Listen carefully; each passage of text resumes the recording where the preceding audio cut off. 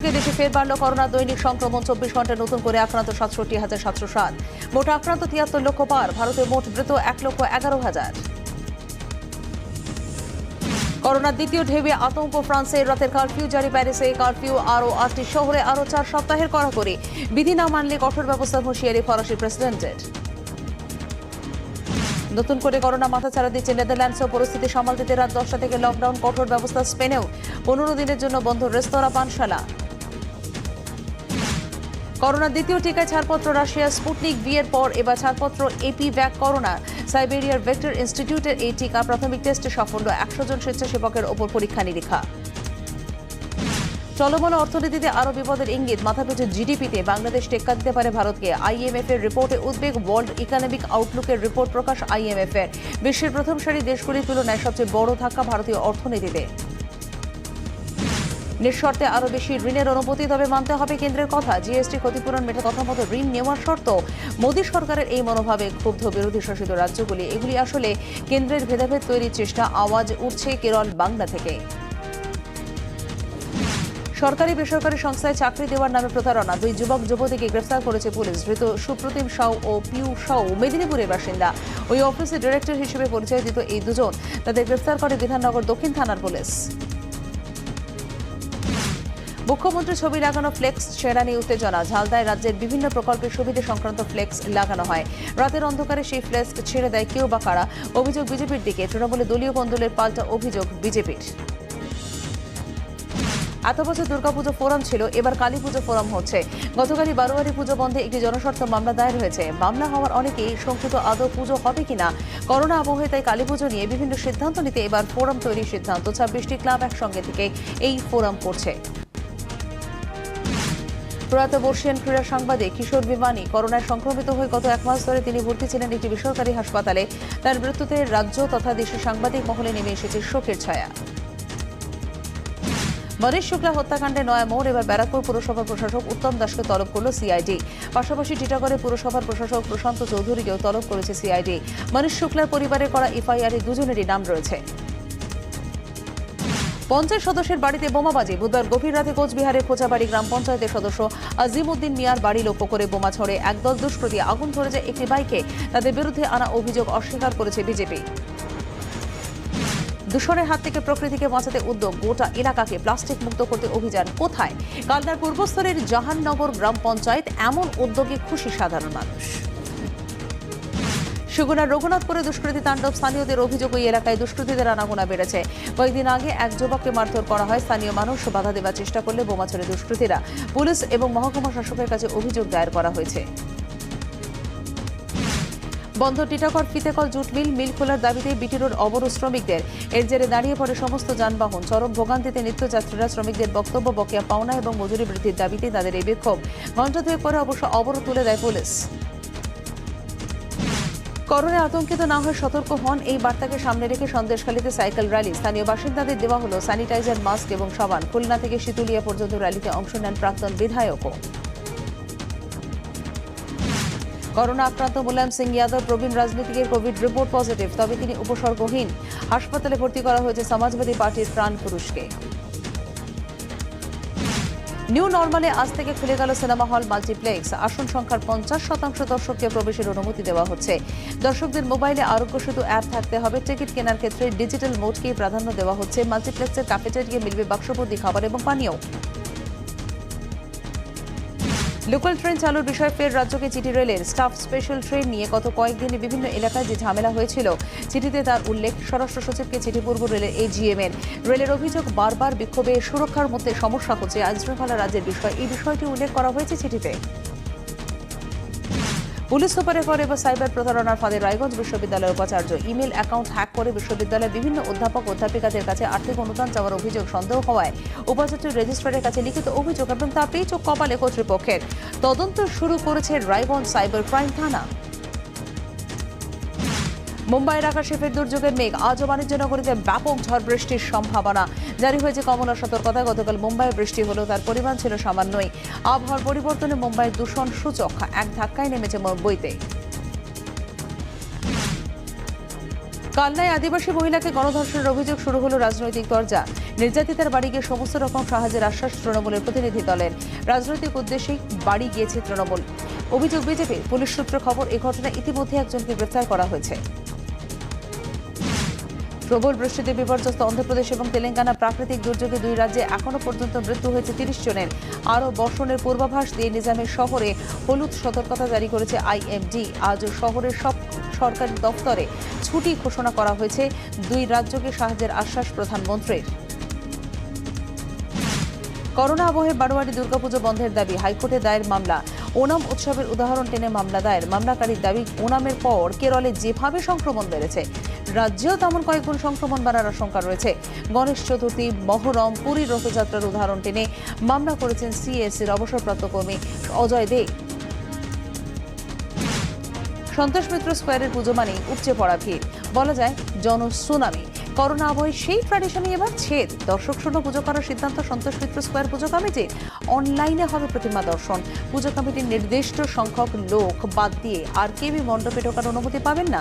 সংক্রমণ রুখতে কড়া সিদ্ধান্ত পুজো উদ্যোক্তাদের। হাতে মাত্র আর কয়েকটা দিন, তার আগে ফিনিশিং টাচের পালা। প্রায় 25 কেজি সোনার গয়নায় সাজানো হলো শ্রীভূমি স্পোর্টিং ক্লাবের দুর্গা প্রতিমাকে। 48তম বর্ষে শ্রীভূমির থিম কেদারনাথ। বৃহস্পতিবার উদ্বোধন, তার আগে সেজে গুজে রেডি মণ্ডপ প্রতিমা। করোনা আবহে অনলাইনে প্রতিমা দর্শন, ভিড় এড়াতে জয়েন্ট স্ক্রিনের ব্যবস্থা, সবই থাকছে শ্রীভূমিতে। জেলায় জেলায় বেজে গেল পুজোর বাদ্যে। নবান্নে বসে ভার্চুয়ালি 10 জেলার এক বছর পুজোর উদ্বোধন করে নিলেন মুখ্যমন্ত্রী মমতা বন্দ্যোপাধ্যায়। পাশাপাশি শহরে 2 পুজোর উদ্বোধনও সেরে ফেললেন মুখ্যমন্ত্রী। উত্তর কলকাতার রায়রিটোলা সর্বজনীন উদ্বোধন করলেন তিনি। এরপরে মুখ্যমন্ত্রী চলে যান শহরের দক্ষিণে, উদ্বোধন করলেন নাকতলা উদয়নের পুজো। তৃতীয়া থেকে শুরু হয়ে যাবে প্যান্ডেল হপিং, তবে উৎসবের সুরক্ষা বিধি নিয়ে কোনো আপোষ নয়। তার আগে মহামারী পরিস্থিতিতে কতটা প্রস্তুত কলকাতার বড় পুজোগুলো সরজমিনে ঘুরে দেখল পুলিশ এবং দমকল। শ্রীভূমি স্পোর্টিং থেকে শুরু হয়ে গেল পরিদর্শন।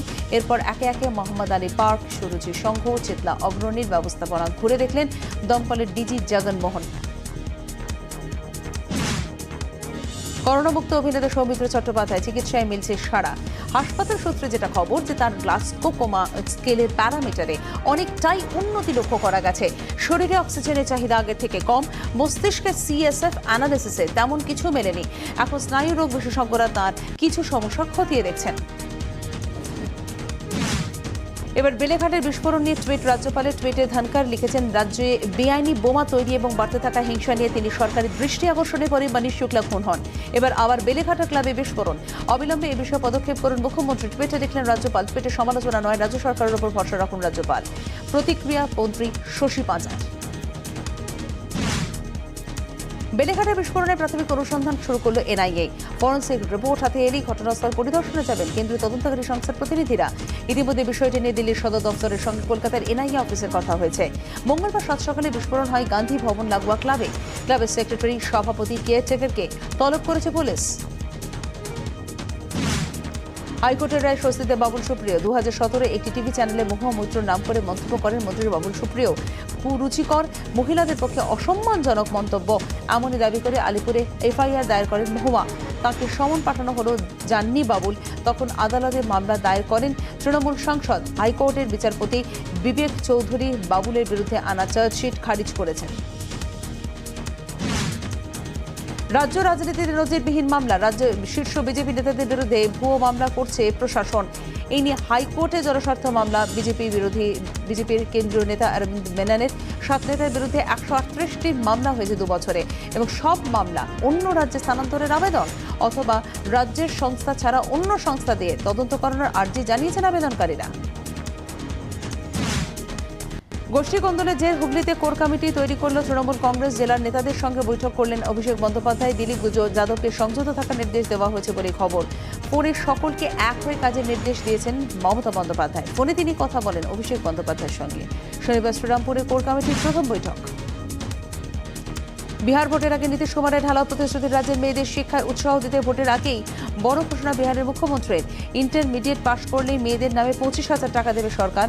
স্নাতক হলেই মেয়েরা পাবে 50,000 টাকা। নভেম্বরে নেপাল আমন্ত্রিত সেনাপ্রধান জেনারেল মনোজ মুকুন্দ নরওয়ানে। নেপালের পক্ষ থেকে সাম্মানিক জেনারেলের তকমা দেওয়া হবে তাকে। বিবৃতিতে জানিয়েছেন নেপাল সেনাবাহিনী লকডাউনের জন্য পিছিয়ে যায় গোটা অনুষ্ঠান, তবে চীনের সঙ্গে বর্তমান সম্পর্ক নেপালের সঙ্গে মানচিত্র বিবাদের পর এই সম্মান যথেষ্টই তাৎপর্যপূর্ণ। পুজোর আগে রাজ্যে আসছেন না অমিত শাহ। উত্তরবঙ্গে আসার কথা ছিল কেন্দ্রীয় স্বরাষ্ট্রমন্ত্রী, তার বদলে ১৯ তারিখ রাজ্যে আসছেন দলের সর্বভারতীয় সভাপতি জেপি নাড্ডা।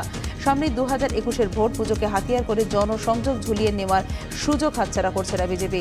ষষ্ঠীর দিন পুজো উপলক্ষে বার্তা নেওয়ার কথা প্রধানমন্ত্রী। পুজোর মুখে পরিষেবা বাড়াচ্ছে মেট্রো। ১৯ তারিখ অর্থাৎ সোমবার থেকে সকাল ৮টা থেকে রাত 10টা পর্যন্ত মেট্রো চলবে। এর ফলে ১২২ থেকে মেট্রোর সংখ্যা বেড়ে গিয়ে দাঁড়ালো ১৫২। সোম থেকে শনি সপ্তাহে 6 দিন মেট্রো চলবে, ১৫২টি মেট্রো চলবে। নবান্ন অভিযানে দিন জলে করোনা জীবাণু মিশিয়ে দিয়েছিল পুলিশ এবং সেই জলে করোনা আক্রান্ত হয়েছেন রাজু বন্দ্যোপাধ্যায়। বিস্ফোরক অভিযোগ করেছেন বিজেপি সাংসদ সৌমিত্র খাঁ। সাংসদ স্বপন দাসগুপ্তর নেতৃত্বে জাতীয় মানবাধিকার কমিশনের দ্বারস্থ বিজেপি প্রতিনিধিরা সেখানে বেগুনি জল নিয়ে অভিযোগ করেছেন তারা।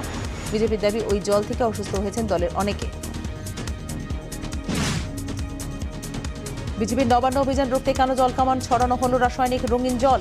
স্বরাষ্ট্রমন্ত্রীকে চিঠি দিলেন হুগলির বিজেপি সাংসদ লকেট চট্টোপাধ্যায়। তিনি লিখেছেন ওই জলের ফলে দলের বহু কর্মী অসুস্থ হয়ে পড়েন, এখনো অনেকেই হাসপাতালে ভর্তি রয়েছেন। অবিলম্বে রাজ্য সরকারের কাছে রিপোর্ট চেয়ে পাঠানোর আর্জি জানিয়েছেন হুগলির বিজেপি সাংসদ। বিতর্কের জের কলকাতা মেডিকেল কলেজ হাসপাতালে বয়েজ হোস্টেলে দুর্গাপুজো স্থগিত রাখার সিদ্ধান্ত। সেপ্টেম্বরের শেষে কলেজ চত্বরে ছোট করে পুজোর সিদ্ধান্ত হয়। বলা হয় করোনা যোদ্ধারা হাসপাতালে থেকেই পুজো উপভোগ করতে পারবেন। তবে জি24 ঘন্টায় খবর সম্প্রচারিত হওয়ার পর থেকেই তুঙ্গে ওঠে বিতর্ক। শেষ পর্যন্ত বন্ধ করা হচ্ছে পুজো। আদালতের নজরদারিতে হোক হাথরস কাণ্ডে সিবিআই তদন্ত। আদালতে আর্জি যোগী সরকারের।